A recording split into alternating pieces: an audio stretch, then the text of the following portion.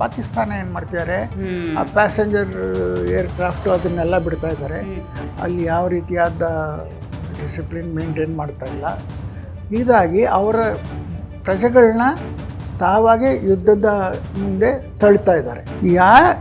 ಒಂದು ಆರ್ಮಿಗೆ ಇದ್ರ ಪರಿಜ್ಞಾನನೇ ಇಲ್ಲದೆ ಇರೋರೆಲ್ಲ ಡಿಫೆನ್ಸ್ ಮಿನಿಸ್ಟರ್ಸ್ ಎಲ್ಲ ಆದರು. ಪಾಕಿಸ್ತಾನವನ್ನು ಬೆಂಬಲಿಸುವಂಥ ಜನರು ಇಲ್ಲಿ ನಡ್ಕೊಳ್ಳುವಂತಹ ರೀತಿ ಒಂಥರ ನೀರು ಕುಡಿದಾಗ ಏನು ಬೇಕಾದ್ರೂ ಮಾತಾಡ್ಬೋದು, ದೇಶದ ಬಗ್ಗೆ ಆಗಲಿ ನಮ್ಮ ಡಿಫೆನ್ಸ್ ಬಗ್ಗೆ ಆಗಲಿ. ಅದಕ್ಕೆ ಒಂದು ಕಾನೂನು ಇದೆಯೋ ಇಲ್ಲೋ ನನಗೆ ಸರಿಯಾಗುತ್ತೆ. ಬಲೂಚಿ, ತಾಲಿಬಾನು, ಅಫ್ಘಾನು ಪಾಕಿಸ್ತಾನದ ಜೊತೆ ಹೆಂಗಿದ್ದಾರೆ ಅಂತ ನೋಡಿದ್ರೇ ಗೊತ್ತಾಗತ್ತೆ.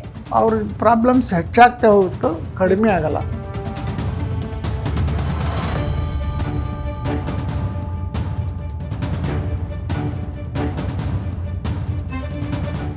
ನಮಸ್ಕಾರ, ಜಿ ಮುಖಾಮುಖಿ ಕಾರ್ಯಕ್ರಮಕ್ಕೆ ಸ್ವಾಗತ.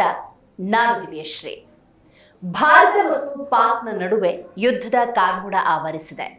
ಪಹಲ್ಗಾಮ್ ಉಗ್ರರ ದಾಳಿಯಲ್ಲಿ 26 ಮಂದಿ ಹತರಾದ ನಂತರದ ಸಂದರ್ಭದಲ್ಲಿ ಆ ಉಗ್ರರ ಅಡಗು ತಾಣಗಳನ್ನ ಹಿಮ್ಮೆಟ್ಟಿಸುವಂತ ನಿಟ್ಟಿನಲ್ಲಿ ಭಾರತ ಪ್ರತೀಕಾರವನ್ನ ತೀರಿಸಿಕೊಳ್ತು. ಆದ್ರೆ ಪಾಕಿಸ್ತಾನ ಏನು ಮಾಡ್ತಾ ಇದೆ, ಈ ಯುದ್ಧದ ಸನ್ನಿವೇಶ ಯಾಕೆ ಬಂದಿದೆ, ಇದೆಲ್ಲದರ ಬಗ್ಗೆ ತಿಳಿಸ್ಕೊಡೋದಕ್ಕೆ ಇವತ್ತು ನಮ್ಮ ಕಾರ್ಯಕ್ರಮದಲ್ಲಿ ನಿವೃತ್ತ ಸೇನಾ ಅಧಿಕಾರಿಯಾಗಿರುವಂತಹ ಶ್ಯಾಮ್ ಸುಂದರ್ ಅವರು ಭಾಗಿಯಾಗಿದ್ದಾರೆ. ಸರ್, ಕಾರ್ಯಕ್ರಮಕ್ಕೆ ಸ್ವಾಗತ. ನಮಸ್ಕಾರ. ಕಳೆದ 3 ದಿವಸಗಳ ಬೆಳವಣಿಗೆಗಳನ್ನ ಗಮನಿಸಿ ನೋಡೋದಾದ್ರೆ ಭಾರತ ಮತ್ತು ಪಾಕ್ನ ನಡುವೆ ಆ ಯುದ್ಧದ ಸನ್ನಿವೇಶ ಬಂದುಬಿಟ್ಟಿದೆಯಾ, ಯುದ್ಧಗಳು ನಿರಂತರವಾಗಿ ನಡೀತಾ ಇದೆಯಾ, ಈ ರೀತಿಯ ಹಲವಾರು ಪ್ರಶ್ನೆಗಳು ಸರ್. ಹಲವು ನಾಗರಿಕರನ್ನು ಕೂಡ ಕಳ್ಕೊಂಡಿದ್ದೀವಿ ನಾವು ಈ ಸಂದರ್ಭದಲ್ಲಿ. ಏನು ಹೇಳಕ್ ಬಯಸ್ತೀರಿ ಈ 3 ದಿವಸದ ಬೆಳವಣಿಗೆ ಬಗ್ಗೆ? ಮೊದಲನೇ ದಿನ ನಮಗೂ ಸ್ವಲ್ಪ ನಮ್ಮ ದೇಶದ ಆರ್ಮಿಗೆ, ಇವರಿಗೆ ಇಂಟೆಲಿಜೆನ್ಸ್ ಅವ್ರಿಗೆ ಒಂದು ಅನುಮಾನ ಆಯಿತು, ಇವರು ನಿಜವಾಗ್ಲೂ ಇದು ಬರ್ತಾ ಇದ್ದಾರೆ. ಎರಡನೇ ದಿನ ಅದು ಖಾತ್ರಿ ಆಯಿತು. ಮೊದಲು ಏನು ಮಾಡ್ತಿದ್ದಾರೆ, ನಮ್ಮ ನೆಲದ ಬಗ್ಗೆ, ನಮ್ಮ ಡಿಪ್ಲಾಯ್ಮೆಂಟ್ ಅಂದರೆ ಎಲ್ಲೆಲ್ಲಿ ಏನೇನು ಇಟ್ಟಿದ್ದೀವಿ ಅದನ್ನು ತಿಳ್ಕೊಳ್ಳೋದಕ್ಕೆ ಸಣ್ಣ ಸಣ್ಣ ಚೀಪ್ ಡ್ರೋನ್ಸ್ನ ಕಳಿಸ್ತಾ ಇದ್ದಾರೆ, which has hardly any explosive content in them. ಆದರೆ ಅದರಲ್ಲಿ ಕ್ಯಾಮ್ರಾಗಳಿದೆ. ಸೊ ಆದ್ದರಿಂದ ಅದು ಅವ್ರಿಗೆ ಇದು ಬಂದ ತಕ್ಷಣ ಅದು ಕ್ಯಾಮ್ರಾ ಆನ್ ಇರುತ್ತೆ, ಅದರಿಂದ ಅವ್ರಿಗೆ ಇಲ್ಲಿ ಫೋಟೋಗಳು ಹೋಗುತ್ತೆ. ಸೊ ಅದರಿಂದ ನಮ್ಮ ಅಲ್ಲಿ ಏನು ಡಿಪ್ಲಾಯ್ಮೆಂಟ್ ಇದೆ ಏನು ಅದನ್ನು ತಿಳ್ಕೊಳ್ಬೋದು. ಸೊ ಇದನ್ನು ಮೊದಲು ನಮ್ಮ ಸೇನೆ ಒಳಗಡೆ ಹೋಗಿ ನೋಡ್ಕೊಂಡು ಬಂದು ಆ ಥರ ಬರೋದು, ಅಥವಾ ಕ್ಲೋಸ್ ಇದು ಏರ್ ಫೋಟೋಸಿಂದ ನೋಡೋರು ಆ ಥರ. ಯಾಕೆಂದರೆ ದಿನಕ್ಕೆ ಚೇಂಜ್ ಆಗ್ತಾ ಇರುತ್ತೆ ಡಿಪ್ಲಾಯ್ಮೆಂಟ್, ಇದ್ದ ಕಡೆ ಇರಲ್ಲ. ಫಾರ್ ಎಕ್ಸಾಂಪಲ್, ಒಂದು ಏರ್ ಡಿಫೆನ್ಸ್ ಗನ್ನ ಏನೋ ಇಟ್ಕೊಂಡಿದ್ರೆ ಅದು ಇವತ್ತಿದ್ದ ಕಡೆ ನಾಳೆ ಇರಲ್ಲ, ಅಲ್ಲೇ ಹತ್ತತ್ರ ಎಲ್ಲೆಲ್ಲೋ ಇರುತ್ತೆ. ಸೊ ನಾವು ಅದನ್ನೆಲ್ಲ ಅವ್ರನ್ನ ಗಮನಿಸೋದಕ್ಕೆ ಏನು ಮಾಡ್ತಾ ಇದ್ದಾರೆ, ಇದು ಮಾಡ್ತಿದ್ದಾರೆ. It is A normal course of action. ಆದರೆ ಅವರು ಮಾಡ್ತಾರೋ ರೀತಿ ಅರಿವಾಗೋಯ್ತು ನಮಗೆ.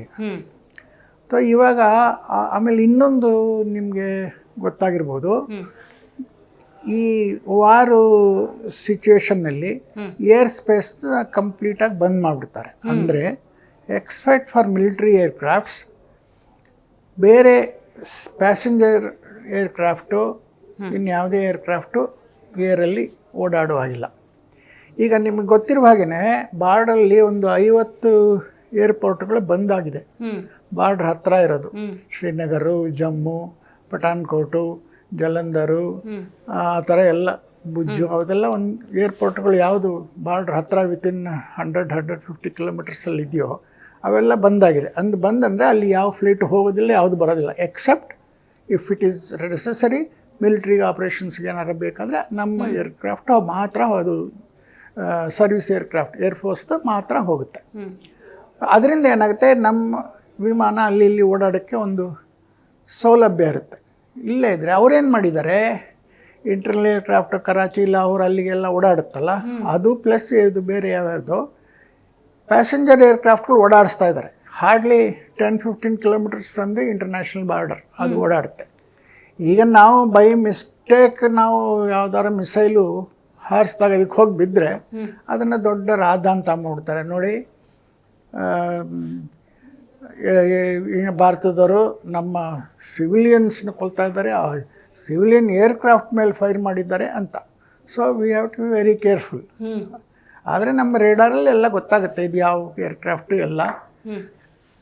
ಸೊ ಈ ಥರ ಒಂಥರ ಇದು ಫುಲ್ ಸ್ಕೇಲ್ ಯುದ್ಧನೂ ಅಲ್ಲ, ಒಂಥರ ಇಲ್ಲ. Mostly they are trying to gather our strength. They want to estimate ಈಗ ಏನಿದೆ ಇವ್ರ ಹತ್ರ ಏನಾಗಿದೆ ಅಂತ ನೋಡ್ತಾ ಇದ್ದಾರೆ. ಆದರೆ ನಮ್ಮ ಪ್ಲ್ಯಾನಿಂಗ್ ಎಲ್ಲ ಸರಿಯಾಗಿದೆ. ಯಾವಾಗ ನಮಗೆ ಬೇಕೋ ಆವಾಗ ನಾವು ಹೋಗಿ ಅವ್ರನ್ನ ಧ್ವಂಸ ಮಾಡಬಹುದು. The place and time of operation is left to us. So ಅದಕ್ಕೋಸ್ಕರ ಸ್ವಲ್ಪ ವಿಳಂಬ ಆಗ್ತಾಯಿದೆ. Otherwise are ready. ಈಗ ಗೊತ್ತಾಗೋಗಿರೋದ್ರಿಂದ ನಮ್ಮ ಯುದ್ಧ ನೀತಿಲಿ ಒಂದು ಸ್ವಲ್ಪ ಮಾರ್ಪಾಡು ಮಾಡಬೇಕಾಗುತ್ತೆ. ಮಾಡ್ತಾರೆ, ಮಾಡೋರು ಯಾರು ಇನ್ಚಾರ್ಜ್ ಇರ್ತಾರೆ ಅವ್ರು ಮಾಡ್ತಾರೆ. ಸರ್, ಈಗ ಪಾಕಿಸ್ತಾನದ ದಾಳಿಗೆ ಪ್ರತಿ ದಾಳಿ ಆಗ್ತಿದೆಯಾ, ಪ್ರತಿರೋಧವನ್ನ ಭಾರತೀಯ ಸೇನೆ ವ್ಯಕ್ತಪಡಿಸ್ತಾ ಇದೆಯಾ? ಈ ಕ್ಲಾರಿಟಿ ಕೊಡ್ಬೋದಾ? ಮೊದಲನೇದಾಗಿ ಅವ್ರದ್ದು ಎಲ್ಲೆಲ್ಲಿ ಏನೇನಿದೆ, ಅವರ ಸ್ಟ್ರೆಂತ್ ಏನು, ಅವ್ರ ಹತ್ರ ಯಾವ ವೆಪನ್ ಇದೆ ಅದೆಲ್ಲ ನಮಗೆ ಗೊತ್ತೇ ಇದೆ. ಆ ಲೊಕೇಶನ್ ಸ್ವಲ್ಪ ನಾನು ಹೇಳ್ದಂಗೆ ಆ ಕಡೆ ಈ ಕಡೆ ಹೋಗ್ತಾರತ್ತಲ್ಲ, ಅದನ್ನು ನಾವು ದಿನನಿತ್ಯದಲ್ಲಿ ನೋಡ್ಕೊತಾನೆ ಇರಬೇಕು. ಈಗ ಹೇಳ್ದಲ್ಲ, ಇಂಟರ್ನ್ಯಾಷನಲ್ಲಿ ಅವರು ಇದು ತೊಗೊಳಕ್ಕೆ, ಗುಡ್ ವಿಲ್ ತೊಗೊಳಕ್ಕೆ, ನಾವು ಒಳ್ಳೆಯವರು, ಅವರು ಹೀಗೆ ಮಾಡ್ತಾರೆ ಅನ್ನೋದಕ್ಕೆ ಕೆಲವು ಟ್ಯಾಕ್ಟಿಕ್ಸ್ ಮಾಡ್ತಾಯಿದ್ದಾರೆ. ಈ ಥರದ್ದು ಸಿವಿಲ್ ಪ್ಲೇನ್ ಓಡಿಸೋದು, ಇದು ಮಾಡೋದು, ಅವ್ರು ಹೊಡೆದ್ರು ಅನ್ನೋದು, ಈ ಥರ. ಸೊ ಅದಕ್ಕೆ ಸ್ವಲ್ಪ ನಾವು ಎಚ್ಚರಿಕೆ ಆಗಿರಬೇಕು. ಆಮೇಲೆ ಮೊನ್ನೆ ಎಲ್ಲ ಬೇಕಾದಷ್ಟು ಸಭೆಗಳು ನಡೆದಿದೆ. ಒಂದು ತೀರ್ಮಾನ ತಗೊಂಡಿರ್ತಾರೆ, ನಾವು ಮುಂದೆ ಹೇಗೆ ಮಾಡಬೇಕು ಅನ್ನೋದು. ನೆನ್ನೆನೇ ನನ್ನ ಇದರಲ್ಲಿ ದೃಷ್ಟಿಯಲ್ಲಿ ಒಂದು ಹಂತಕ್ಕೆ ಬಂದಿರುತ್ತೆ. ಸೊ ಇವತ್ತು ನಾಳೆಯಲ್ಲಿ ಸ್ವಲ್ಪ ಮಾರ್ಪಾಡಾಗಬಹುದು ಈ ಪರಿಸ್ಥಿತಿಯಲ್ಲಿ. ಅದಕ್ಕಿಂತ ಜಾಸ್ತಿ ಹೇಳಲಿಕ್ಕಾಗಲ್ಲ.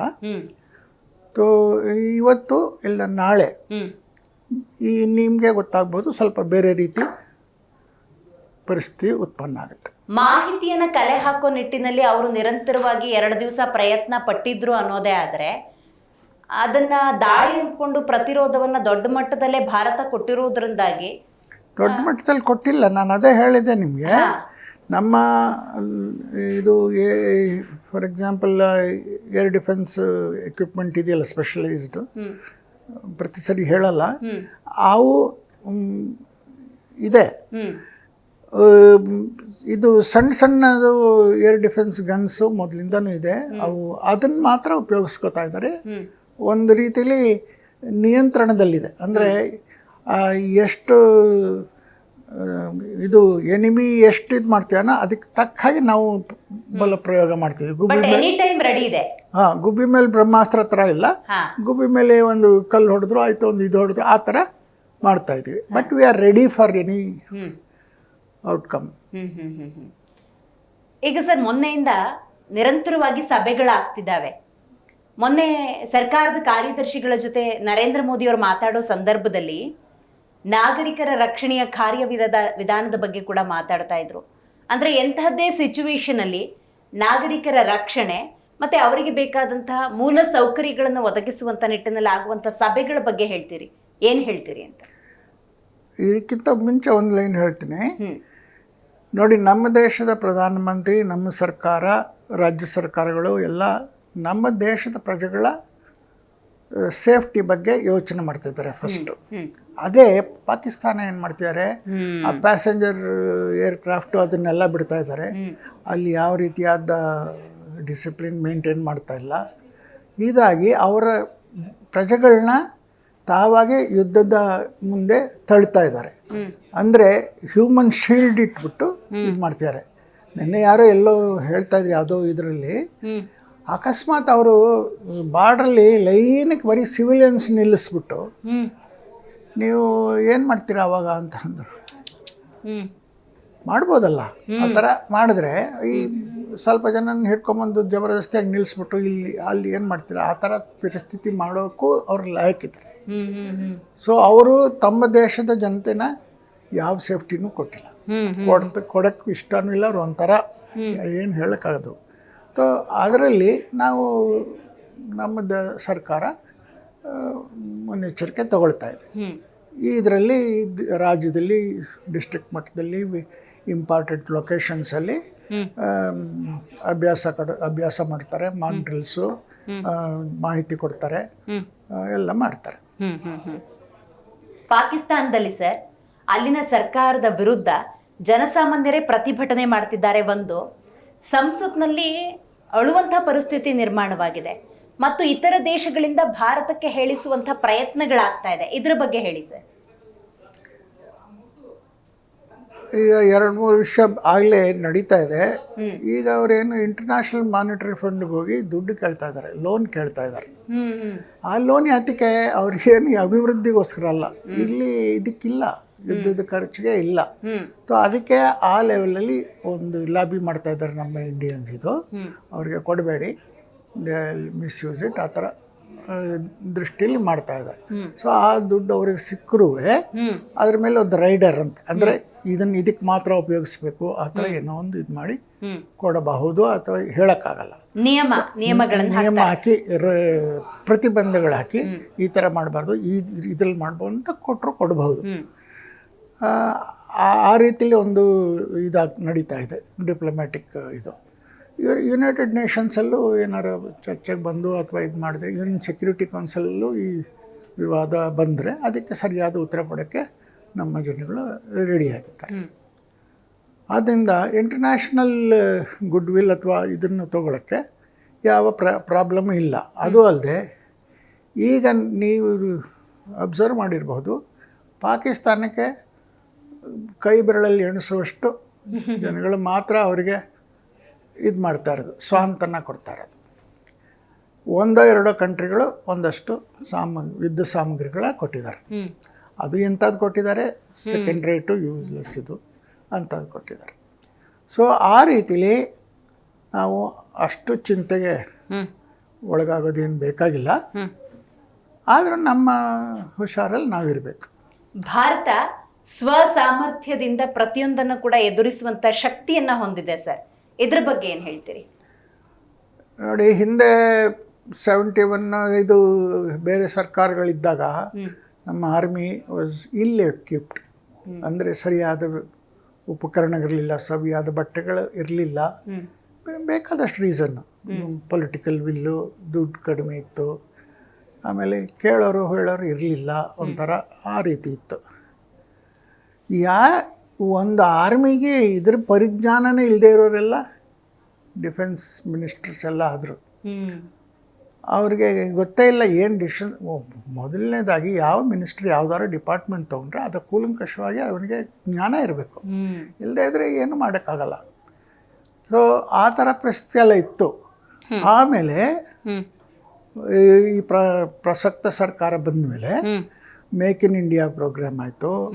ನಮ್ಮ ಅಮ್ಯುನಿಷನ್ನು, ನಮ್ಮ ಬೇಕಾದ ರೈಫಲ್ಲು, ಆ ಥರದ್ದು ಸಣ್ಣದು ಯಾವುದು ನಾವು ಮಾಡಬಹುದು ಅದೆಲ್ಲ ನಮ್ಮಲ್ಲೇ ತಯಾರಾಯಿತು. ಟು ದಿ ಎಕ್ಸ್ಟೆಂಟ್ ಬೆಂಗಳೂರದ್ದು ಒಂದು ಕಂಪ್ನಿ ಡ್ರೋನ್ ತಯಾರು ಮಾಡ್ತಾ ಇದೆ with Israel technology, in collaboration with Israel. That to a startup company. ಅದೆಲ್ಲೇ ಹೇಳಿ ನೋಡಿ, ಈಗ ನಾವು ಡ್ರೋನ್ಗೆ ಕೈ ಚಾಚಬೇಕಾಗಿಲ್ಲ, ನಮ್ಮಲ್ಲೇ ಇದೆ, ಬೇಕಾದ್ರೆ ನಾವೇ ಬೇರೆ ದೇಶಕ್ಕೆ ಕೊಡ್ಬೋದು. ಅದು ಇಸ್ರೇಲ್ ಮಾಡೋ ಸ್ಟ್ಯಾಂಡರ್ಡ್ದು ಡ್ರೋನ್ಸ್ ನಮ್ಮ ಹತ್ರ ಇದೆ. ಬೆಂಗಳೂರು HAL ಬೇಕಾದಷ್ಟು ಕಾಂಬ್ಯಾಟ್ ಏರ್ಕ್ರಾಫ್ಟು ಅದೆಲ್ಲ ಆರ್ಡರ್ಸ್ ಇದೆ, ಆಗ್ತಾಯಿದೆ, ಸಪ್ಲೈ ಆಗ್ತಾಯಿದೆ. ಆಮೇಲೆ ಲಕ್ನೋ UP ನಲ್ಲಿ ಒಂದು ಡಿಫೆನ್ಸ್ ಕಾರಿಡಾರ್ ಮಾಡಿದ್ದಾರೆ.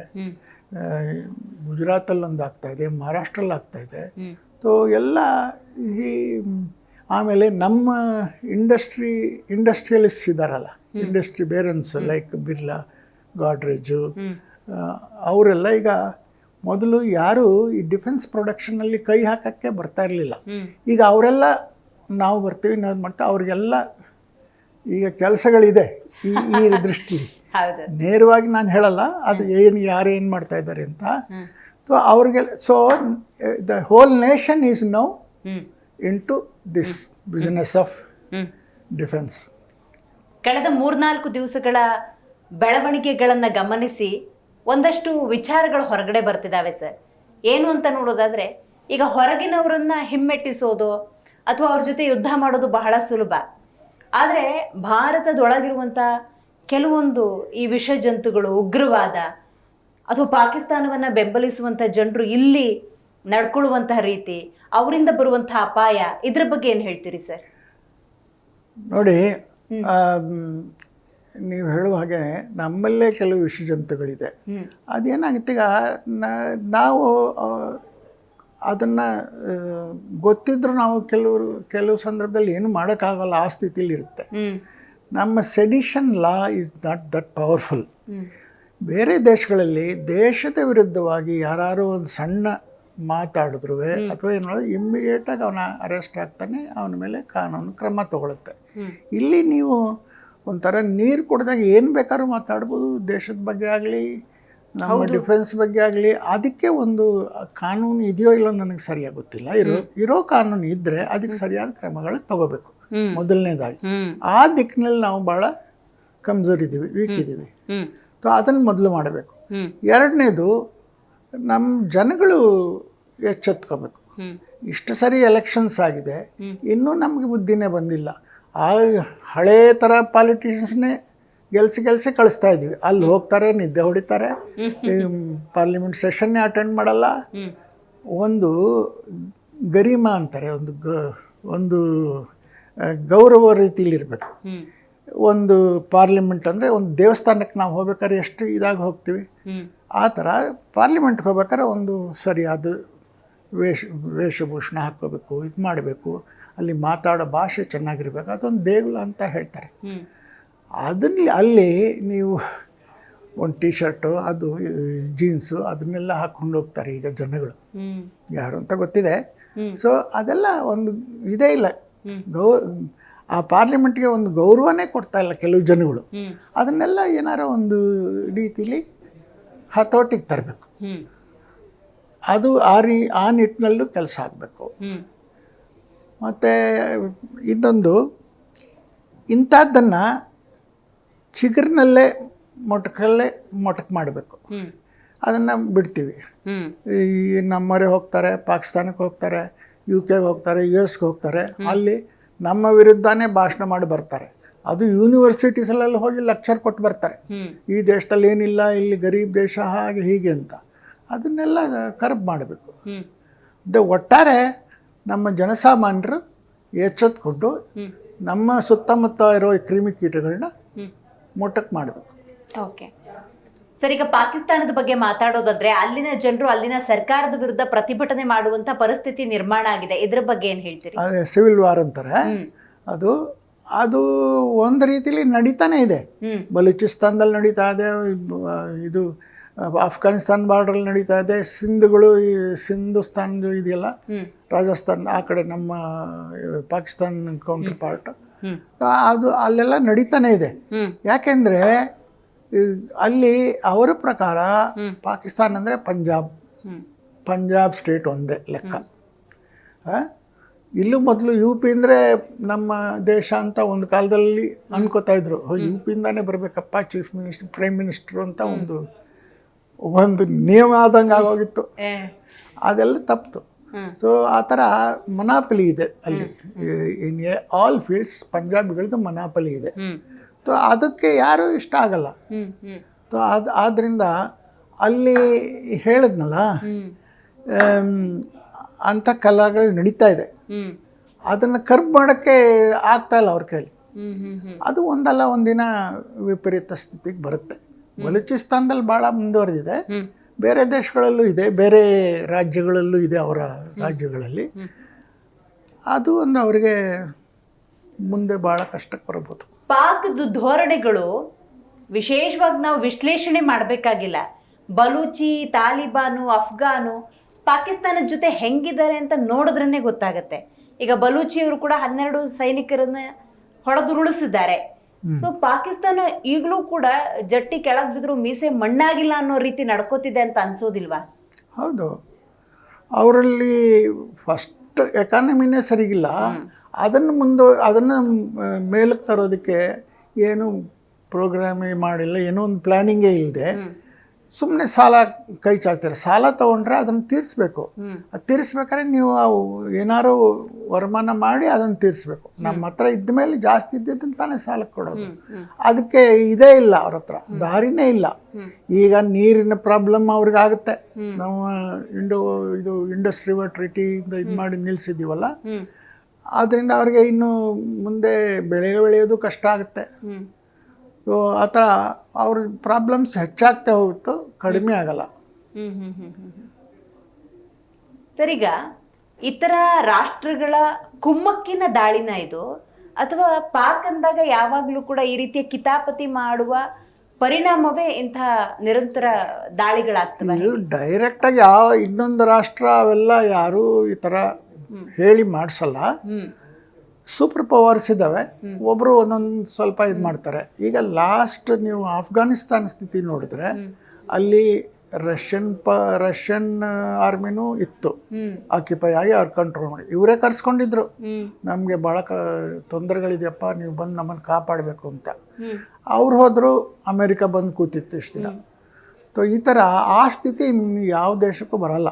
ಅಂದರೆ ನಾವು ವೀಕಿದೀವಪ್ಪ, ನೀವು ಬಂದು ಸ್ವಲ್ಪ ನಮ್ಮನ್ನು ಕಾಪಾಡಿ ಹಾಗೆ ಏನೋ ಸ್ಥಿತಿ ಬರಲ್ಲ. And even super powers are also not interested in sending their troops or any ಇದು ನಮ್ಮಲ್ಲಿ ಬಂದು ಇಲ್ಲಿ ಕೂತ್ಕೊಂಡು ಮಾಡೋಕ್ಕೆ ಇಷ್ಟಪಡಲ್ಲ. ಏನಿದ್ರು ಸ್ವಲ್ಪ ಬೇಹುಗಾರಿಕೆ ಅದು ಇದಕ್ಕೆ ಒಂದು ಸ್ವಲ್ಪ ಉಪಯೋಗಿಸ್ಕೋತಾರೆ. ಸೊ ಆ ರೀತಿಲಿ ಯಾವ ದೇಶನೂ ಆ ಥರ ಇಲ್ಲಿ ಯುದ್ಧಕ್ಕೆ ಹೋಗಪ್ಪ ಏನು ಅಂತಿಲ್ಲ. ಈ ಟೆರರಿಸಮ್ಗೆ ಭಾಳ ಅಲ್ಲಿ ಇದು ಪ್ರೋತ್ಸಾಹ ಇದೆ. ಮೊನ್ನೆ ಹೇಳ್ದಂಗೆ ಅವ್ರಿಗೊಂದು ಅದೇ ಒಂದು ಉದ್ಯೋಗ ಆಗಿರೋದ್ರಿಂದ ಅದಕ್ಕೂ ಈಗ ಉದ್ಯೋಗ ಅಂದರೆ ಒಬ್ಬ ಓದ ಮೇಲೆ ಮಾಡಿದ್ರೆ ಒಂದು ಕೆಲಸಕ್ಕೆ ಹೋಗ್ಬೇಕು, ಕೆಲಸ ಮಾಡಬೇಕು. ಆ ಥರ ಅವ್ರನ್ನ ಟ್ರೈನಿಂಗ್ ಮಾಡಿಬಿಟ್ರು. ಶಿಕ್ಷಣ ಇಲ್ಲ, ಅದೇ ಶಿಕ್ಷಣ ಅವ್ರದ್ದು. ಟೆರರಿಸಮ್ ಕಲಿಸೋದೇ ಒಂದು ಶಿಕ್ಷಣ. ಆ ಶಿಕ್ಷಣದವ್ರಿಗೆ ಹೋಗಿ ಏನಾರು ಒಂದು ಕೆಲ್ಸಕ್ಕೆ ಬಿಡಬೇಕಲ್ಲ, ಕೆಲಸದ ಮೇಲೆ ಈ ಕೆಲ್ಸಕ್ಕೆ ಬಿಡೋದೇ ಇಲ್ಲಿಗೆ ಕಳಿಸೋದು. ಆ ಥರ ಪ್ರವೃತ್ತಿಯಾಗಿ ಹೋಗಿದೆ. ಅದು ನಿಲ್ಲಬೇಕು. ಸೊ ಬೇರೆ ದೇಶಗಳು ಡೈರೆಕ್ಟಾಗಿ ಯಾರು ಹೋಗಪ್ಪ ಅಂತ ಯಾರು ಇದು ಮಾಡ್ತಾ ಇಲ್ಲ. ಇವರ ಮನಸ್ಥಿತಿ, ಇವರ ಇರೋ ಸಿಚುವೇಶನ್ ಇದೆಯಲ್ಲ, ಆರ್ಮಿ, ಪಾಲಿಟಿಷಿಯನ್ಸು, ಆರ್ಮಿ, ಇದು ಟೆರರಿಸ್ಟ್ 3 ನ್ಯೂಕ್ಲಿಯಸ್ಸಲ್ಲಿ ಅವರು ಯಾರು ನಾವು ಜಾಸ್ತಿ ಅನ್ನೋ ಇದರಲ್ಲಿ ದೇಶ ಹಾಳು ಮಾಡ್ತಾ ಇದ್ದಾರೆ. ಯಾವುದೇ ನಾಗರಿಕರಾದರೂ ಕೂಡ ಭಾರತನೇ ತಗೊಳ್ಳೋಣ, ಬೇಕಾದ್ರೆ ಪಾಕಿಸ್ತಾನ ತಗೊಳ್ಳೋಣ, ಅವರಿಗೆ ಶಾಂತಿನೇ ಬೇಕಾಗಿರುತ್ತೆ, ಯುದ್ಧ ಬೇಕಾಗಿರಲ್ಲ ಸರ್. ಇದ್ರ ಬಗ್ಗೆ ಏನು ಹೇಳ್ತೀರಿ ಅಂತ? ಹೌದು, ಏನೇ ಪ್ರೋಗ್ರೆಸ್ ಇದ್ರೂ ಶಾಂತಿ ಇದ್ದಾಗ ದೇಶದಲ್ಲಿ ನಡೆಯೋದು. ಈಗ 71ರಿಂದ ಹೆಚ್ಚು ಕಡಿಮೆ, except for some Kargil war ಅನ್ನಲ್ಲ, ನಾವು ಬ್ಯಾಟಲ್ ಅಂತೀವಿ, ಸಣ್ಣದಾಗಿ ಒಂದೇ ಸೀಮಿತಲಾಗಿತ್ತು. ಅದು ಬಿಟ್ಟರೆ almost we had no warlike situation for so many years, 50 years ಹೆಚ್ಚು ಕಡಿಮೆ. ಸೊ ಆದ್ದರಿಂದ ನಮ್ಮ ದೇಶ ಮೇಲಕ್ಕೆ ಬಂತು. ಅವರಿಗೆ ನಮ್ಮ ದೇಶ ಇಲ್ಲದಿದ್ದರೂ ಆ ಕಡೆಯಿಂದ ಅವ್ರ ಇಂಟರ್ನಲ್ಲು ಇದು ಭಾಳ ಇದೆ. ಆದ್ದರಿಂದ ಅವ್ರು ಬರೋಕ್ಕೆ ಆಗ್ತಾಯಿಲ್ಲ ಮೇಲಕ್ಕೆ. ಆಮೇಲೆ ಇನ್ನೊಂದು ಈ ಅಂತಕ್ಕಲ್ಲ ಥರ 3 ಮತ್ತೆ ಗ್ರೋತ್ ಬೇಡವಾ ಅವ್ರಿಗೆ? ಗ್ರೋತ್ ಬೇಕು. ಜನಸಾಮಾನ್ಯರನ್ನ ನಾನು I am A project management professional. I have worked in Arab countries, ಬೇರೆ ಕಡೆ ಎಲ್ಲ ವರ್ಕ್ ಮಾಡಿದ್ದೀನಿ. ನಾನು ಪಾಕಿಸ್ತಾನಿಗಳ ಇಂಜಿನಿಯರ್ಸ್ ಜೊತೆ ವರ್ಕ್ ಮಾಡಿದ್ದೀನಿ, ಅವರು ನನ್ನ ಜೊತೆ ವರ್ಕ್ ಮಾಡಿದ್ದಾರೆ. ಅಲ್ಲಿ ಜನಗಳು ಭಾಳ ಒಳ್ಳೆಯವರು, ನಮ್ಮ ಥರನೇ, ನಮ್ಮ ರಕ್ತನೇ ಅಲ್ಲಿ ಇದ್ದಿದ್ದು. ಸೊ ಆದರೆ ಅಲ್ಲಿ ಸರ್ಕಾರ ಅಲ್ಲಿ ಅವ್ರನ್ನ ಮಾಡಕ್ಕೆ ಬಿಡ್ತಾಯಿಲ್ಲ. ಸೊ ರೋಸತ್ತು ಹೋಗಿದ್ದಾರೆ ಅವರು ಇದಾಗ್ಬಿಟ್ಟಿದ್ದಾರೆ. ಎಷ್ಟು ಮಾಡ್ತಾರೆ ಈಗ ನೋಡಿ, ಜನ್ರೇಷನ್ ಚೇಂಜ್ ಆಗ್ತಾ ಇರುತ್ತೆ. ಈಗ 20 ವರ್ಷದ ತನಕ ಒಂದು ಜನ ಒಂದು ಇದಾಗಿ ಅಪೋಸ್ ಮಾಡ್ತಿರ್ತಾರೆ. ಅವರು ವಯಸ್ಸಾಗಿ ಇದಾಗೋದ್ರೆ ಅವ್ರಿಗೆ ಇದರಲ್ಲಿ ಮನಸ್ಸು ಇದಾಗೋಗ್ಬಿಡುತ್ತೆ, ಇನ್ನೊಂದು ಜನ್ರೇಷನ್ ಬಂದ್ಬಿಡ್ತಾರೆ. ಹೀಗಾಗ್ಬಿಟ್ಟು ದಟ್ ಈಸ್ ಆಲ್ಸೋ ಆ್ಯಡಿಂಗ್. ಈಗ 71ನಲ್ಲಿ ಏನಾಯಿತು ಅನ್ನೋದು ನಮ್ಮ ಅರ್ಧ ಜನತೆಗೆ ಗೊತ್ತೇ ಇಲ್ಲ. ಈಗ 140 ಕೋಟಿ ಎಷ್ಟೋ ಇದಾರಲ್ಲ, ಅದರಲ್ಲೊಂದು ಅರ್ಧ 70 ಕೋಟಿ ಜನಕ್ಕೆ 71ನಲ್ಲಿ ಏನಾಯಿತು, 75ನಲ್ಲಿ ಒಂದು ಎಮರ್ಜೆನ್ಸಿ ಅಂತಂತೆ ಅದೇನಾಯಿತು ಅದೆಲ್ಲ ಗೊತ್ತೇ ಇಲ್ಲ ಓದಿ ತಿಳಿಬೇಕು, ಇಲ್ಲ ಯಾರು ಹೇಳಿ ತಿಳಿಬೇಕು, ಆ ಥರ ಆಗಿದೆ. ಸೊ ಇದನ್ನೆಲ್ಲ ನಿರಂತರವಾಗಿ ನಾವು ಜನಗಳಿಗೆ ಅವಗಾಹನೆ ಮಾಡಬೇಕು, ಅಂದರೆ ಅವರಿಗೆ ತಿಳಿಪಡಿಸ್ಬೇಕು. ಫಾರ್ ಎಕ್ಸಾಂಪಲ್ ಈಗ ಈ ಪ್ರೆಸ್ ಕಾನ್ಫರೆನ್ಸ್ ಇಡ್ತಾ ಇದ್ದಾರೆ ಡಿಫೆನ್ಸ್ ಮಿನಿಸ್ಟ್ರಿ ಅವರು. ಅದರಿಂದ ಭಾಳ ಅನುಕೂಲ ಆಯಿತು ಎಲ್ಲ ಜನಕ್ಕೂ, ಜನಸಾಮಾನ್ಯರಿಗೆ, ಅಲ್ಲೇ ನಡೆಯೋ ಮೀಡಿಯಾದವ್ರಿಗೆ, ಎಲ್ಲರೂ ಒಂದೊಂದು ಮೀಡಿಯಾದವ್ರು ಒಂದೊಂದು ಥರ ಹೇಳೋರು. ಈಗ ಹೇಳೋಕ್ಕಾಗಲ್ಲ, ಅಲ್ಲಿ ಒಂಥರ ಹೇಳಿದಾಗೆ ಅದುವೇ ಕರೆಕ್ಟು. ಅದನ್ನ ನೋಡಿ ಎಲ್ಲರೂ ಅನುಸರಿಸ್ಕೋತಾರೆ. ಆ ಥರ ಒಂದು ನೀತಿ ಇರಬೇಕು, ಆಗ ಸರಿ ಹೋಗುತ್ತೆ.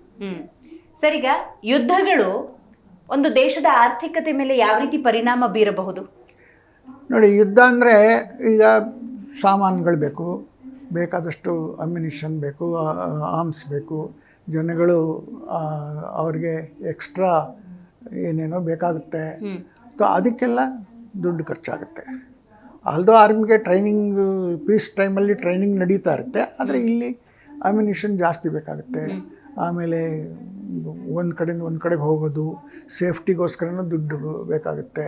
ಸೊ ಇದು ಒಂದು 15 ದಿನ ನಾವು ಯುದ್ಧ ಮಾಡಿದ್ರೆ will go down by 15 years in the economy. ಅಷ್ಟು ಕ್ಲಿಷ್ಟವಾಗಿದೆ ಇದು. ಅವರು ಅಕಸ್ಮಾತ್ ಪಾಕಿಸ್ತಾನದವ್ರು ಒಂದು 15 ದಿನ ಯುದ್ಧ ಮಾಡಿದ್ರೆ ಅವ್ರಿಗೆ ತಿರ್ಗಾ ಮೇಲೆ ಹೇಳೋಕ್ಕೆ 50 ವರ್ಷನಾರು ಬೇಕಾಗುತ್ತೆ. ಈಗ ಇತರ ರಾಷ್ಟ್ರಗಳು ಸರ್, ದೊಡ್ಡ ದೊಡ್ಡ ರಾಷ್ಟ್ರಗಳು ಅಂತ ಕರೆಸ್ಕೊಂಡಿದ್ದವು ಭಾರತ ಮತ್ತು ಪಾಕ್ ಶಾಂತಿಯನ್ನ ಕಾಯ್ಕೊಳ್ಬೇಕು ಅಂತ ಈಗ ಹೇಳ್ತವೆ. ಅಂದ್ರೆ ಇಂಥ ಯುದ್ಧದ ಸನ್ನಿವೇಶಗಳು ಬರ್ದಿರೋ ಹಾಗೆ ಅವರು ಕೂಡ ಒಂದಷ್ಟು ಸಲಹೆ ಸೂಚನೆಗಳನ್ನ ಕೊಡುವಂತ ಸಾಧ್ಯತೆಗಳಿತ್ತು ಅಂತ. ಸಲಹೆ ಸೂಚನೆ ಕೊಟ್ಟರೆ ಈಗ ಕೇಳಬೇಕು, ಕೇಳೋರು ಪಾಕಿಸ್ತಾನದವ್ರು ಕೇಳಲಿಕ್ಕೆಲ್ಲ ತಯಾರಿಲ್ವಲ್ಲ, ಏನು ಮಾಡ್ತಾರೆ? ಈಗ ಟೆರರಿಸಮ್ ಮಾಡಿ ಅಂತ ಯಾರು ಹೇಳಲ್ಲ, ಟೆರರಿಸಮ್ ಮಾಡಬೇಡಿ ಅವರು. ಆದರೆ ಒಂದು ಕಂಟ್ರಿ ಅವ್ರಿಗೆ ಸಹಾಯ ಮಾಡ್ತಾ ಇದೆ, ಅವನು ಡೆಸಿಗ್ನೇಟೆಡ್ ಟೆರರಿಸ್ಟ್ ಅಂತ ಮಾಡಿದ್ರೆ ಇಲ್ಲ, ಸೆಕ್ಯೂರಿಟಿ ಕೌನ್ಸಿಲಲ್ಲೇ ವೀಟೋ ಪವರ್ ಹಾಕ್ಬಿಟ್ಟು ನೋ ಅವ್ನು ಕೊಡ್ಬಾ, ಈಗ ಹಬೀಸ್ ಇದು ಅಂತ ಅವ್ರನ್ನೆಲ್ಲ ಚೈನಾದವರು ವೀಟೋ ಉಪಯೋಗಿಸಿ ಇವ್ರನ್ನ ಇದು ಮಾಡ್ಬಾ, ಈಸ್ ನಾಟ್ ಎ ಟೆರರಿಸ್ಟ್, ಆ ಥರ ಮಾಡ್ತಾರೆ. ಸೊ ಅದೆಲ್ಲ ತಪ್ಪಬೇಕು, ಅದು ತಪ್ಪಬೇಕು. ಆಮೇಲೆ ಇದು ಈ ಟೆರರಿಸಮ್ಮು ಕಂಪ್ಲೀಟಾಗಿ ನಿರ್ಮೂಲ ಆದರೆ ಎಲ್ಲ ದೇಶಗಳು ಸುಖವಾಗಿರ್ಬೋದು. We are not the only nation suffering from terrorism, there are other countries. ಅಲ್ಲಿ ಆ ಕಡೆ ಅಂತೂ ಮಿಡ್ಲ್ ಈಸ್ಟ್ ಅಂತೀವಲ್ಲ, ಅಲ್ಲೆಲ್ಲ it is a daily affair. Syria ಆ ಕಡೆ, ಲೆಬನಾನ್, ಅಲ್ಲಿ ಅದೆಲ್ಲ ದಿನನಿತ್ಯ ಇದ್ದೇ ಇರುತ್ತೆ, ಏನಾರು ಒಂದು ಅವ್ರವ್ರದ್ರಲ್ಲೇ ಇರುತ್ತೆ. ಸೊ ಅದನ್ನು ತಲುಪಬೇಕಾದ್ರೆ ನಿರ್ಮೂಲ ಆಗಬೇಕು, ಆವಾಗಲೇ ಶಾಂತಿ. ಯುದ್ಧದ ಸಂದರ್ಭದಲ್ಲಿ ಅಂತಃಶಕ್ತಿ ಅನ್ನೋದು ಬಹಳ ಮುಖ್ಯ ಸರ್. ಈಗ ಭಾರತದ ಮನಸ್ಥಿತಿ ಹೆಂಗಿದೆ ಅಂದ್ರೆ, ಸೈನಿಕರೇ ಆತ್ಮಸ್ಥೈರ್ಯವನ್ನ ದೊಡ್ಡ ಮಟ್ಟದಲ್ಲಿ ಹೊಂದಿರ್ತಾರೆ. ಅದ್ರ ಜೊತೆಗೆ ಭಾರತದಾದ್ಯಂತ ಪೂಜೆ ಪುನಸ್ಕಾರಗಳಿರ್ಬೋದು, ಅಂದ್ರೆ ಯೋಧರ ಆ ಶ್ರಮಕ್ಕೆ ಗೌರವ ಸೂಚಕವಾಗಿ ಮತ್ತು ಅವರಿಗೊಂದು ಶಕ್ತಿ ತುಂಬುವಂತ ನಿಟ್ಟಿನಲ್ಲಿ ಜೊತೆಗೆ ನಾಗರಿಕರು ಅವ್ರ ಹಿಂದೆ ನಿಂತ್ಕೋತಾರೆ.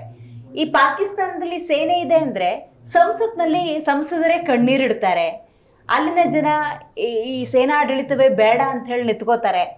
ಈ ಕಂಪ್ಯಾರಿಸನ್ ಬಗ್ಗೆ ಹೇಳೋದಾದ್ರೆ ಏನು ಹೇಳ್ತೀರಿ ಸರ್?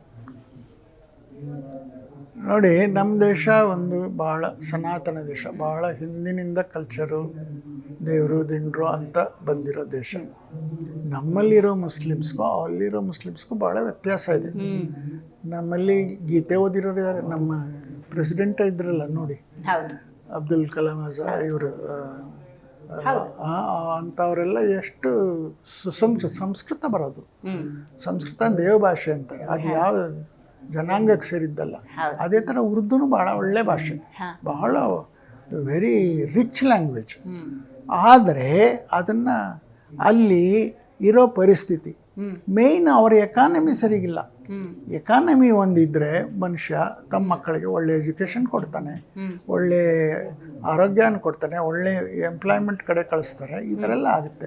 ಸೊ ಅದಕ್ಕೆ people have to become hard working and should be single minded.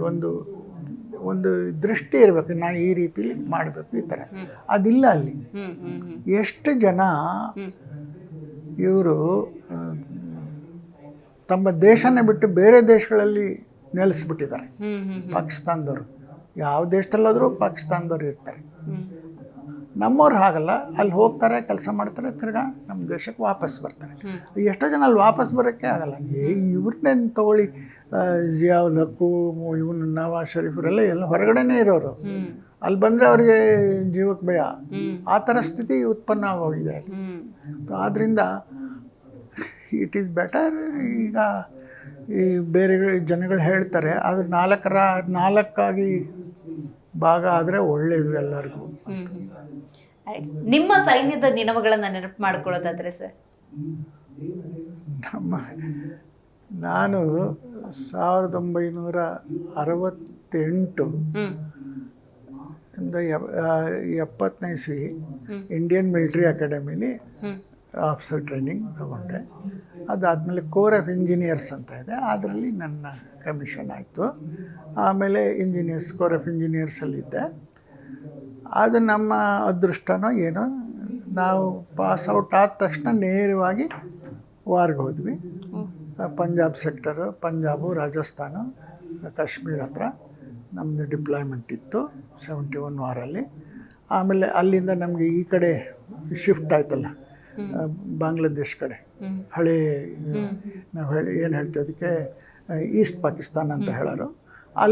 ಅಲ್ಲೂ ಇತ್ತು. ಅಲ್ಲಿ ಭಾಳ ದಿನ ಪೀಸೇ ಇರಲಿಲ್ಲ, ಭಾಳ ಕಲಹಗಳಾಗೋದು ಅಲ್ಲೇ. ಅಲ್ಲಿ ಎರಡು ಫ್ರಂಟಲ್ಲೂ ನಾನು ಭಾಗವಹಿಸಿದ್ದೀನಿ. ಬೇಕಾದಷ್ಟು ಕೆಲಸಗಳಾಗಿದೆ. ಮೈನ್ ಫೀಲ್ಡಿಂಗು ಅದು ಇದು ಎಲ್ಲ ಮಾಡ್ತಿದ್ವಿ. ಎಷ್ಟೋ ಸರಿ ಬದುಕು ಬಂದಿದ್ದೀವಿ. ಮೇಲ್ಗಡೆ ಏರ್ ಸ್ಟ್ರೈಕ್ ಆಗ್ತಿತ್ತು, ಹ್ಯೂಮ್ ಪೈಪು ಅಂಥದ್ರಲ್ಲಿ ಎಲ್ಲೆಲ್ಲೋ ಮಾಡಿಕೊಂಡು ಜೀವ ಉಳಿಸ್ಕೊಂಡು ಬರ್ತಿದ್ವಿ. ಒಂದು ಸಣ್ಣ ಇನ್ಸಿಡೆಂಟ್ ಅನ್ನೋದ್ರೆ, ನನಗೆ ಮದುವೆ ಗೊತ್ತಾಗಿತ್ತು. ಯಾವಾಗ ಮದುವೆ ಯುದ್ಧ ಶುರು ಆಗೋಯ್ತು ಆವಾಗ seniors advise me don't marry now, ಇದೆಲ್ಲ ಮುಗಿದು ಒಂದು ಸ್ಥಿತಿ ಬರಲಿ ಆಮೇಲೆ ಮದುವೆ ಮಾಡೋದು. ಹಾಗೆ ನಮ್ಮ ಮದುವೆ ಗೊತ್ತಾದ್ಮೇಲೆ 1 ವರ್ಷ ನಾನು ಮದುವೆ ಮಾಡ್ಕೊಳ್ಳಿಲ್ಲ. ಆದಮೇಲೆ 72 ಜುಲೈಗೆ ಮದುವೆ ಮಾಡಿಕೊಂಡೆ. ಅದೊಂದು ಇದು. ಆಮೇಲೆ ಬೇಕಾದಷ್ಟು ಸ್ಪೆಷಲಿಸ್ಟ್ ಟ್ರೈನಿಂಗ್ ಆಗಿದೆ ನನಗೆ. ಟ್ರಾನ್ಸ್ಪೋರ್ಟೇಷನ್ ಆಗಿದೆ, ಎಕ್ವಿಪ್ಮೆಂಟ್ ಟ್ರೈನಿಂಗ್ ಇದೆ. ಭಾಳ ಚೆನ್ನಾಗಿತ್ತು ನನ್ನ ನೌಕರಿ. ಪಂಜಾಬಲ್ಲಿದ್ದಾದಮೇಲೆ ಅರುಣಾಚಲಲ್ಲಿ ಕೆಲಸ ಮಾಡಿದ್ದೀನಿ, ಅಸ್ಸಾಮಲ್ಲಿ ಕೆಲಸ ಮಾಡಿದ್ದೀನಿ, ಮಿಜೋರಾಮಲ್ಲಿ ಕೆಲಸ ಮಾಡಿದ್ದೀನಿ, ತ್ರಿಪುರಲ್ಲಿ ಕೆಲಸ ಮಾಡಿದ್ದೀನಿ, ಬೆಂಗಾಲ್ ನಮ್ಮ ವೆಸ್ಟ್ ಬೆಂಗಾಲಲ್ಲಿ ಕೆಲಸ ಮಾಡಿದ್ದೀನಿ, ಆ ಕಡೆ ತಿರ್ಗಾ ಪಂಜಾಬಲ್ಲಿ ಕೆಲಸ ಮಾಡಿದ್ದೀನಿ, ಅಂಡಮಾನ್ ನಿಕೋಬಾರಲ್ಲಿ ಇದ್ದೆ.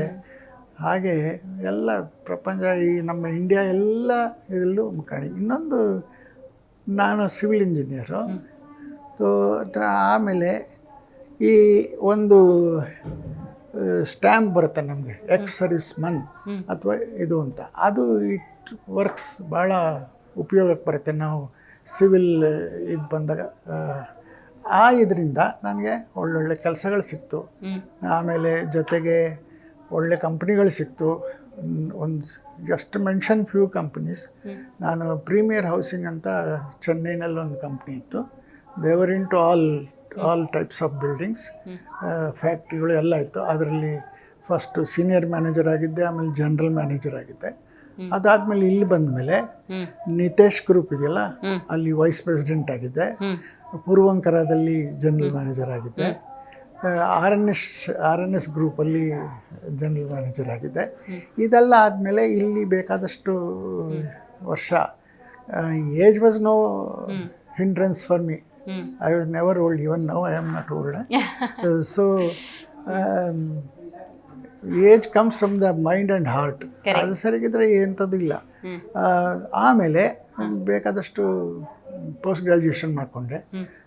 ಆ್ಯಸ್ ಲೇಟ್ ಆಸ್ 1995 ಆವಾಗೆಲ್ಲ ಪೋಸ್ಟ್ ಗ್ರ್ಯಾಜುಯೇಷನ್ ಇದು XLRI ಅಂತಿದೆ ಜಮ್ಶೆಡ್ಪುರಲ್ಲಿ. ಅಲ್ಲಿಂದ ಪೋಸ್ಟ್ ಗ್ರ್ಯಾಜುಯೇಟ್ ಪ್ರಾಜೆಕ್ಟ್ ಮ್ಯಾನೇಜ್ಮೆಂಟ್ ಮಾಡಿದೆ, ಕಾಂಟ್ರಾಕ್ಟ್ ಮ್ಯಾನೇಜ್ಮೆಂಟ್ ಪೋಸ್ಟ್ ಗ್ರ್ಯಾಜುಯೇಷನ್ ಮಾಡಿದೆ. ಅದಾದಮೇಲೆ ನನಗೆ ಆವಾಗಲೇ BE ಮಾಡಿದಾಗಲೇ ಬೇರೆ ದೇಶಕ್ಕೆ ಹೋಗಿ ಕೆಲಸ ಮಾಡಬೇಕು ಅಂತಿತ್ತು. ಆವಾಗ ಕಾರಣಾಂತರದಿಂದ ಮನೆ ಇದರಿಂದ ಹೋಗೋಕ್ಕಾಗಲಿಲ್ಲ. ಇವಾಗ ಒಂಥರ ಫ್ರೀ ಹ್ಯಾಂಡ್ ಆಗಿತ್ತು. ನಾನು ಹೋದೆ, ಬೇರೆ ದೇಶಗಳಲ್ಲಿ ಕೆಲಸ ಮಾಡ್ತೀನಿ. ಬಹರಿನ್ನು, ಕತಾರು, ಆ ಕಡೆ ಎಲ್ಲ ಸೌತ್ ಆಫ್ರಿಕಾ ಆ ಕಡೆ ಎಲ್ಲ ಹೋಗಿ ಬಂದಿದ್ದೀನಿ, ಸಿಂಗಾಪುರಲ್ಲಿ ಹೋಗಿ ಬಂದಿದ್ದೀನಿ. ಆ ಥರ ಬೇಕಾದಷ್ಟು ಇದರಲ್ಲೂ ಮಾಡಿದ್ದೀನಿ. ಅದಾದ ಬಂದಮೇಲೆ ಈಗಲೂ till today I am a practising consultant. Super. ಬೇಕಾದಷ್ಟು ನಮ್ಮ BBMP ಕೆಲಸಗಳು ಮಾಡಿಸಿದ್ದೀನಿ. ಸ್ಟೇಟ್ ಹೈವೇಸ್ ಎಲ್ಲ ನೋಡ್ಕೊಂಡಿದ್ದೀನಿ. National highway I am a national highway consultant. So there is no end for my working energy and scope. Even today I can work. ಈಗಲೂ ಆಮೇಲೆ ನನಗೆ 72ನಲ್ಲಿ ಮದುವೆ ಆಯಿತು, ಗಾಯತ್ರಿ ಅಂತ, ಬೆಂಗಳೂರಿನವರೇ. ನನಗೆ 2 ಹೆಣ್ಮಕ್ಳು. ಅವರು they are well to do, they are working with MNC companies. ಮೊದಲನೇವಳು ಜ್ಯೋತಿ ಅಂತ, ಅವಳು she is working with Bosch company, is in a very big position. My son ಇಲ್ಲ is in MNC company. The second son ಇಲ್ಲ is A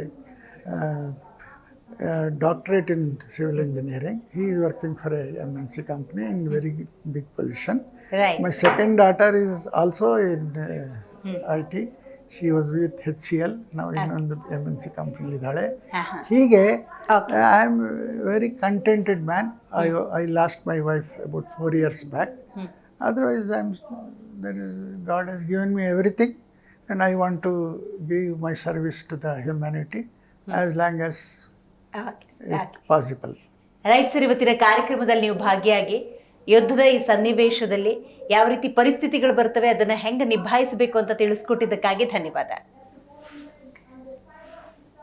ನೋಡಿದ್ರಲ್ಲ ವೀಕ್ಷಕರೇ, ಇವತ್ತಿನ G ಮುಖಾಮುಖಿ ಕಾರ್ಯಕ್ರಮದಲ್ಲಿ ನಿವೃತ್ತ ಸೇನಾ ಅಧಿಕಾರಿಯಾಗಿರುವಂತಹ ಶ್ಯಾಮ್ ಸುಂದರ್ ಅವರು ಭಾಗಿಯಾಗಿದ್ರು. ಬಹಳ ಮುಖ್ಯವಾಗಿ ಯುದ್ಧದ ಸನ್ನಿವೇಶ ಇದೆ. ಈ ಸಂದರ್ಭದಲ್ಲಿ ಪ್ರತಿಯೊಂದು ಹೆಜ್ಜೆಯನ್ನು ಕೂಡ ಪ್ರಜ್ಞಾಪೂರ್ವಕವಾಗಿಡಬೇಕು ಅನ್ನುವಂತಹ ಸ್ಪಷ್ಟ ಸಂದೇಶವನ್ನು ರವಾನೆ ಮಾಡಿದ್ದಾರೆ.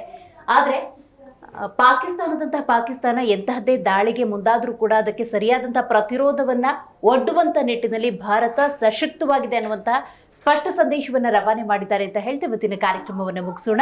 ನೋಡ್ತಾ ಇರಿ ಜಿ ಕನ್ನಡ ನ್ಯೂಸ್, ಸತ್ಯವೇ ಸುದ್ದಿಯ ಜೀವಾಳ. ಪಾಕಿಸ್ತಾನ ಏನು ಮಾಡ್ತಿದ್ದಾರೆ, ಆ ಪ್ಯಾಸೆಂಜರ್ ಏರ್ಕ್ರಾಫ್ಟು ಅದನ್ನೆಲ್ಲ ಬಿಡ್ತಾ ಇದ್ದಾರೆ. ಅಲ್ಲಿ ಯಾವ ರೀತಿಯಾದ ಡಿಸಿಪ್ಲಿನ್ ಮೇಂಟೈನ್ ಮಾಡ್ತಾ ಇಲ್ಲ.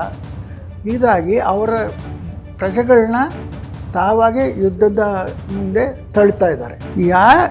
ಒಂದು ಆರ್ಮಿಗೆ ಇದ್ರ ಪರಿಜ್ಞಾನನೇ ಇಲ್ಲದೆ ಇರೋರೆಲ್ಲ ಡಿಫೆನ್ಸ್ ಮಿನಿಸ್ಟರ್ಸ್ ಎಲ್ಲ ಆದರು. ಪಾಕಿಸ್ತಾನವನ್ನ ಬೆಂಬಲಿಸುವಂತ ಜನರು ಇಲ್ಲಿ ನಡ್ಕೊಳ್ಳುವಂತಹ ರೀತಿ ಒಂಥರ ನೀರು ಕುಡ್ದಾಗ ಏನು ಬೇಕಾದ್ರೂ ಮಾತಾಡ್ಬೋದು, ದೇಶದ ಬಗ್ಗೆ ಆಗಲಿ ನಮ್ಮ ಡಿಫೆನ್ಸ್ ಬಗ್ಗೆ ಆಗಲಿ. ಅದಕ್ಕೆ ಒಂದು ಕಾನೂನು ಇದೆಯೋ ಇಲ್ಲೋ ನನಗೆ ಸರಿಯಾಗುತ್ತೆ. ಬಲೂಚಿ, ತಾಲಿಬಾನು, ಅಫ್ಘಾನು ಪಾಕಿಸ್ತಾನದ ಜೊತೆ ಹೆಂಗಿದ್ದಾರೆ ಅಂತ ನೋಡಿದ್ರೇ ಗೊತ್ತಾಗತ್ತೆ. ಅವ್ರ ಪ್ರಾಬ್ಲಮ್ಸ್ ಹೆಚ್ಚಾಗ್ತಾ ಹೋಗುತ್ತೋ, ಕಡಿಮೆ ಆಗಲ್ಲ.